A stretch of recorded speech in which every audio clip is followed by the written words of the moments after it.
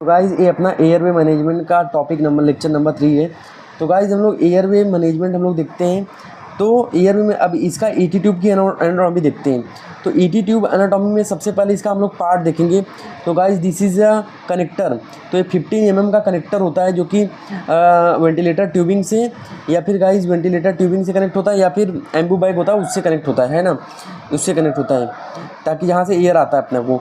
अब ये हो गया गाइज 50 mm का कनेक्टर होता है जो कि कनेक्ट करते हैं वेंटिलेटर से या फिर एम्बू बैग से कनेक्ट कर देते हैं। और ये गाइज होता है उसके बाद ये ईटी ट्यूब ट्यूबिंग जो ट्रांसपेरेंट दिख रही पीवीसी की ईटी ट्यूब ट्यूबिंग होती है।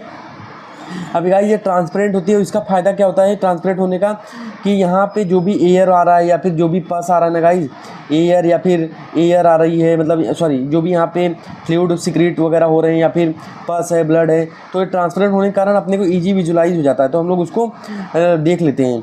उसके बाद गाइस ये मार्किंग जो दी गई है ना, ये मार्किंग होती है वोकल कोड लाइन। इसकी अब इसका काम क्या होता है ना, इसको हम लोग मार्जिन तक सेट करते हैं, वोकल कोड मार्जिन तक सेट करते हैं ताकि जो टिप ऑफ दी जो tip of the ET tube है ना, तो ये जाके ट्रैकिया तक पहुंच सके ताकि वो ट्रैकिया को मतलब इजी मतलब एयर दे सके ताकि इसको ट्रैकिया तक इसको हम लोग पहुंचा सकें। इसलिए इसको हम लोग वोकल कोड के मार्जिन तक हम लोग को सेट करना रहता है। ये हो गया। उसके बाद गाइज मैं ये बताता हूँ, ये होता है कफ। अब गाइज जो कफ होता है ना, कफ जो होता है, कफ को हम लोग क्या करते हैं यहाँ से एयर डालते हैं और एक कफ इम्प्लेट होता है, तो कफ इम्प्लेट होकर ट्रैकिया को सील आउट कर देता है, सील कर देता है। तो ये मैंने एयर डाला तो कफ ने क्या किया, ट्रैकिया को सील कर दिया। अब सील करने की वजह से गाइज क्या होता है कि जो मेरे गैस्ट्रिक कंटेंट होते हैं ना, गैस्ट्रिक कंटेंट यहाँ पे ट्रैकिया में नहीं आते, ट्रैकिया में गैस्ट्रिक कंटेंट मेरे नहीं आते, मतलब एस्पिरेशन का चांस कम हो जाता है अब सील करने से। तो एक तो एस्पिरेशन प्रिवेंट करता है और एक तो ट्रैकिया को सील आउट कर देता है, तो दो चीज़ें करता है ये।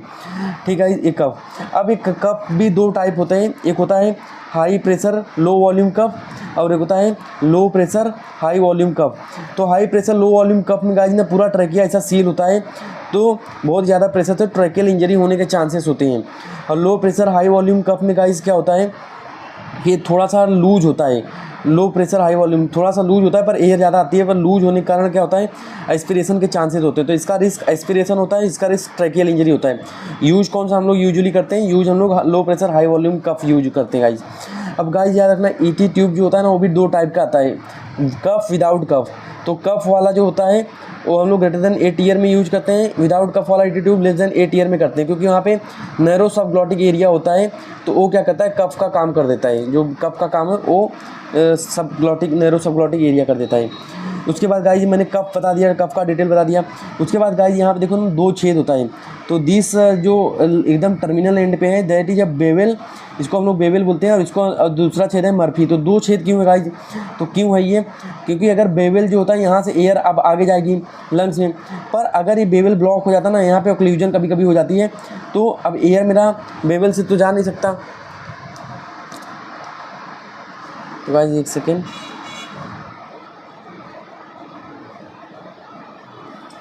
तो अब एयर मेरा तो बेवल से तो जा नहीं सकता, तो अब ये कैसे जाएगा, इस दूसरा छेद है उससे, और दूसरा छेद जो ए वाला है, ए वाला इसका नाम क्या होता है मर्फीज़ आइज़, मर्फीज़ आइज़। ठीक है, मर्फीज़ आइज़। अब उसके बाद गाइज ये होता है, इसके बाद ये वाला पार्ट है अपना पायलोट ट्यूबिंग। अच्छा, ये बेवल का फंक्शन क्या होता है गाइज, ये होता है बेसिकली दो टाइप के बेवल होते हैं, left facing right facing. Left facing वाले बेवल में ना लारिंगोस्कोप से ना क्या होता है ना बेटल विजुलाइजेशन होता है, इसी के लिए हम लोग लेफ्ट फेसिंग बेवल यूज करते हैं गाइज। उसके बाद ये क्या होता है पायलोट ट्यूबिंग होती है, और ये होता है अपना पायलोट बलून। अब पायलोट बलून को मैंने क्या करा, यहाँ पे एयर डालता हूँ तो ये जो होता है कफ इन्फ्लेट हो जाता है और ट्रैकिया सील आउट हो जाता है। अगर मेरा पायलोट बलून एयर डालने पे कोलैप्स हो रहा है ना, तो मतलब ये यहाँ पे पंक्चर है, यहाँ पे कहीं कहीं एयर लीक हो रही है। ठीक है, तो ये इसका रोल हो गया। और उसके बाद ये रिजर्वायर ऑफ द एयर होता है और प्रेशर इंजरी को भी बचाता है, प्रेशर इंजरी से बताता है। कैसे बचाता है गाइस, जो अपना ये पायलोट ट्यूबिंग होती है ना, इससे मैं थोड़ा प्रेशर निकाल दूं तो यहाँ का प्रेशर कम हो जाएगा, अगर मैं थोड़ा प्रेशर डाल दूं तो यहाँ का प्रेशर कम हो जाएगा। नॉर्मली कप का जो प्रेशर होता है ना गाइस, कप का प्रेशर नॉर्मली हमको कितना less than 20 mm Hg of water रखना पड़ता है। और गाइस एक और चीज़ बता दूँ मैं कि ये जो ट्यूबिंग होती है, अभी जो ट्यूबिंग है इसी से मैं एयर ऐड ऑन कर रहा हूँ और इसी से मैं एयर निकाल भी रहा हूँ, तो ये पायलोट ट्यूबिंग का बहुत इंपॉर्टेंट रोल हो जाता है इसमें। अब उसके बाद गाइज मैं बताता हूँ ईटी ट्यूब की साइज़ सब बोलते हैं, किसी में 7 यूज करो सिस्टर, कोई 8 दो। तो गाइज जो ईटी ट्यूब की साइज़ होता है, जो डॉक्टर बोलता है सिस्टर को, तो मेल में कितना यूज होता है 7.5 to 8.5 यूज होता है ना, और फीमेल में कितना यूज होता है, फीमेल में 7 7 to 7.5 उसका यूज होता है। कोई थीन पेशेंट होता है ना, तो उसमें होता है 6 to 6.5 यूज होता है थीन पेशेंट में। ठीक है, अब मैं बताता हूँ ये जो साइज होता है ये कौन सा है, इसका इंटरनल डायमीटर की बात कर रहे होते हैं एक्चुअली में। इंटरनल डायमीटर मतलब इसके अंदर के डायमीटर की बात कर रहे होते हैं। ठीक है, तो उसको वो एमएम में होता है। ठीक है, वो एमएम में होता है। उसके बाद जो यहाँ पे मार्किंग दी गई होती है ना, तो इसकी लेंथनिंग को बताता है। ठीक है, तो इसके लेंथनिंग को बताता है। और नॉर्मली हम लोग टीथ तक लेते हैं, जो इंसीजर होता है वहाँ तक अपन रखते हैं उसको पेशेंट में जब इंट्यूबेट करते हैं तो गाइज होप आपको। और एक पायलट बलूनिंग तो मैंने बता दिया, और यहाँ से एयर हम लोग डालते हैं तो गाइज हो। और ये लॉक होता है, और ये वाला क्या होता है, यहाँ पे लॉक होता है। तो guys this is all about the ET tube anatomy. Hope आपको समझ में आया होगा गाइज। अगर कुछ भी डाउट है तो आप कमेंट सेक्शन में पूछ सकते हो गाइज। और गाइज अगर आपको मेरा वीडियो अच्छा लगा तो guys I want to improve my content, so you can help me by giving some amount. तो गाइज 9673657948 9673657948 है गाइज ये। तो 9673657948। तो आप गाइज इस पर कुछ अमाउंट जीपे या फिर फ़ोन पे कर सकते हैं गाइज, जिससे मैं अपने कंटेंट को इम्प्रूव करूं। And this will also helpful for you in future.